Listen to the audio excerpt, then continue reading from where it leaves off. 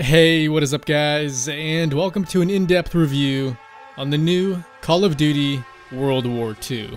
Now, the big question here is, has this game really gone back to its roots? And for those of us who haven't played a Call of Duty in a long time, is this one gonna be worth coming back for?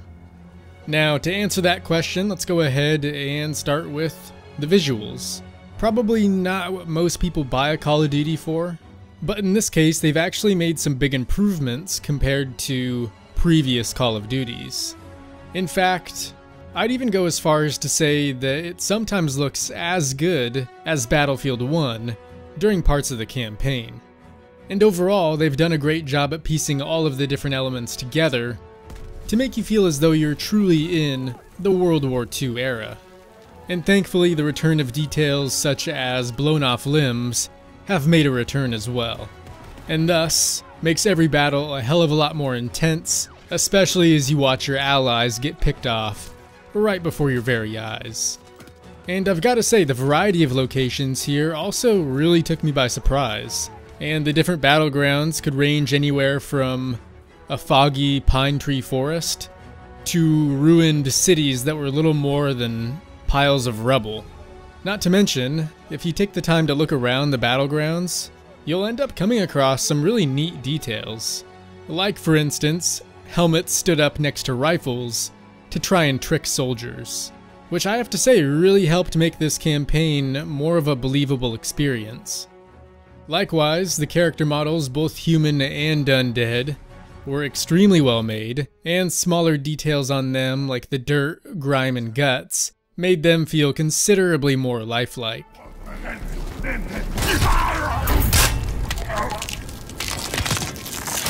One thing to note though is that in spite of the game having a pretty awesome atmosphere at times, it still just doesn't compare to other new releases like Wolfenstein 2. Plus, it's important to keep in mind that the levels throughout the campaign look far better than any of the multiplayer maps, which I wouldn't say is a huge issue, since the gameplay should be the main focus there anyways. And that's not to say things look awful, it's just that details such as lighting, shadows, and particle effects end up being somewhat stiff. On top of that, I thought there was a severe lack of Nazi imagery throughout the entire game, especially for a World War II setting. In fact, I don't think I ever once actually heard someone say the word Nazi during the campaign. And if it weren't for the iconic locations and weapons, I would have been very hesitant to call this a good World War II experience. But despite those issues, when everything comes together and you're stuck there waiting for enemies to come rushing at you, there's really nothing else like it.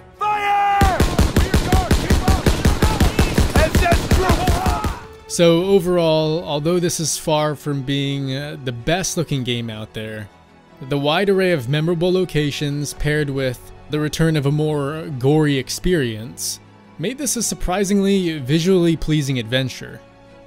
And with that out of the way, let's move on to the gameplay, and we'll go ahead and start by discussing the campaign, and then we'll move on to the multiplayer side of things.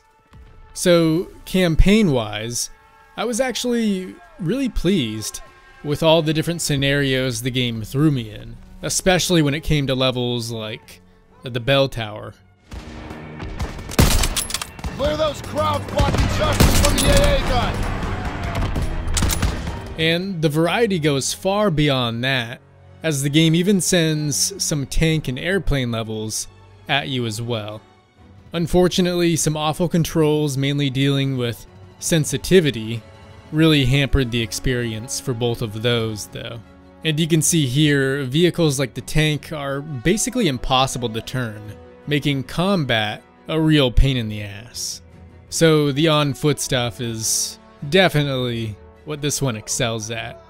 But even here I had a few issues with the enemy's aim being unrealistically good, to the point where you'd be getting headshotted the second you popped out of cover from some guy who wasn't even looking your way. That aside, I will say I really enjoyed the whole dynamic that the smoke grenades offered, because in most games, let's face it, these things are damn near useless. but here they played a key role in allowing you and your squad to advance on the enemy. And the list of other unique scenarios you'll find yourself in really does go on and on. I'd rather not ruin all of the campaign for you though, since it is quite short, so let's move on to the multiplayer. In general, you have all of your standard Call of Duty playlists, like for instance, Team Deathmatch and Domination, so nothing too crazy there, with the exception of the new War game mode, which allows players to progress through much larger maps as they capture objectives and push back the enemy team. To me, this was probably the most important addition, as it really does fit perfectly with the World War II setting. And honestly, without it, this would have been like every other Call of Duty.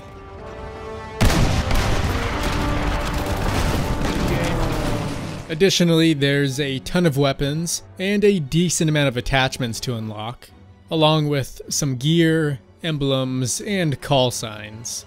So you'll no doubt be busy for a while. Map-wise, I'd say there's definitely a reasonable amount of content. And of course, like any game out there, you're probably gonna have a few maps that you really enjoy, and a few maps that you might end up hating. Also, I know it's not everyone's cup of tea, but there's also the Nazi Zombies game mode, which I personally was never a massive fan of before, but honestly, if you can gather up a few friends that are willing to push through the underlying story, I think this game mode can be a ton of fun as well, at least for a little while. Plus, even this mode has its fair share of classes and customization, so there's probably something for everyone. And generally speaking, the game has a pretty good fun factor, and rarely did I find myself not enjoying my time with it. I'd say it's without a doubt going to be a bit more fun with some friends, but either way, there's a good amount of content here, so as long as you're not just picking it up for the campaign, you'll no doubt have a lot to do. With that said, let's move on to the sound. Incoming! Move your ass! Daniels, let's move! I didn't have any major issues here, but then again, that also doesn't mean the sound design was fantastic either. For me, it was actually far from it, and at least for the campaign, I would have loved it if the guns and explosions were significantly louder. And the same thing goes for the music as well. And don't get me wrong, I think it absolutely fits the time period, and I'm sure some people out there will find it enjoyable. But to me, it was just a little too subtle and a bit too repetitive for my taste. On the contrary, I genuinely enjoyed the voice acting. And most notably, in times of tension, I could really sense the emotion and determination behind each character's voice. Hey, what you did back there, I owe you. I'd say we're even. We'll see this through. To the end? To the end. Beachhead secured. We'll bivouac at the second hedgerow after the ridge. Welcome to the bloody first. You're a long way from Texas, farm boy.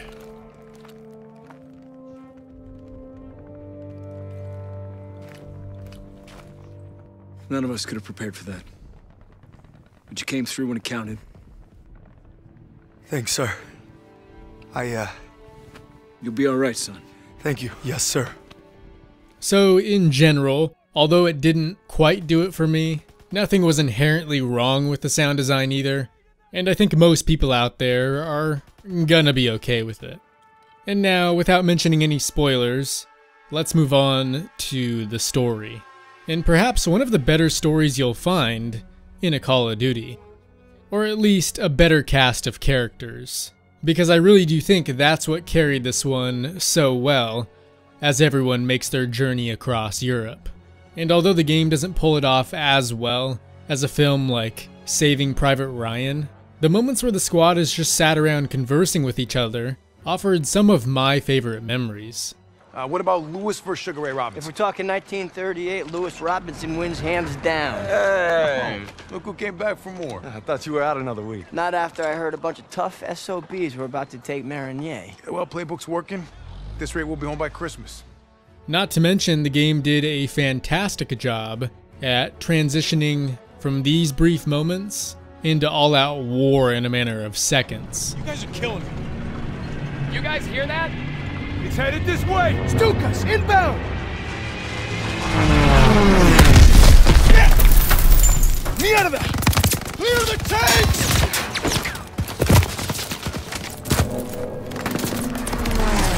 And although the story doesn't give you too many reasons to care about yourself or the rest of the squad early on, I will say that by the end of the game, I had received just the right amount of backstory and had connected with the rest of my group well enough to the point where some of the more bitter and depressing moments ended up hitting their mark. Another interesting point for me was that the game did a nice job portraying that no matter what side of the war you were on, the other guys were humans too, and most likely just following orders like you. They never stood a chance. Guessing no to the open casket. Yeah, that's somebody's son. Nah, it's a crowd. Daniels is right. They're not all bad. They did give us Kepler, Mozart. All right, college. Marlena Dietrich. See, that's more like. Now, this is only a game after all, so I personally would have enjoyed seeing a little bit more of the evil side the Nazis had to offer early on, just so I would have had a bit more incentive to push on and kill these guys by the thousands, which, yes, does end up happening. But instead, the game takes a different approach and gives you more of that stuff much later on throughout the story. We surrender. Wait, stop, please. No, God, please stop. No. Aside from the relatable cast of characters, like I mentioned earlier, the campaign also offers a very wide range of different levels, and even some missions reminiscent of Inglourious Bastards, where you're forced to go undercover. So overall, there was a great sense of tension between the characters, and that mixed with the sheer variety of different combat situations was to me what made this one of the better Call of Duty campaigns out there. With that out of the way, it's time to give this game a final rating, and for me, that's going to be a solid 6 out of 10. And in reality, that's not necessarily a bad score. And honestly, had this game gone for a better system than the loot boxes, or even ironed out some of the other issues, it could have easily hit that 7 for me, and I'm sure it still will for some of you. But for now, it's just slightly above average, and unless you're a big Call of Duty fan, or really enjoy the World War II setting, you may want to hold off on buying this one until it goes on sale. However, if you do fall into either of those categories, I think you might actually end up really enjoying this one, as like I said, it is one of the better Call of Duties out there. But anyways guys, that should do it for today, so hopefully you enjoyed the review, and as always, I will see you in the next one.